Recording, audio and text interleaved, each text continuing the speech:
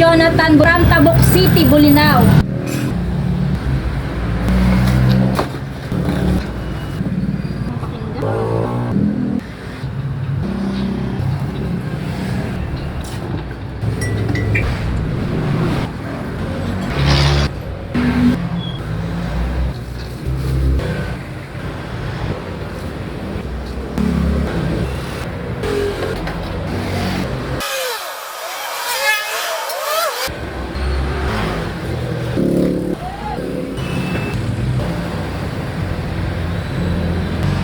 So, yan. Okay na po ito. Kapag narinig nyo talaga sa personal yung tunog niya, maganda talaga.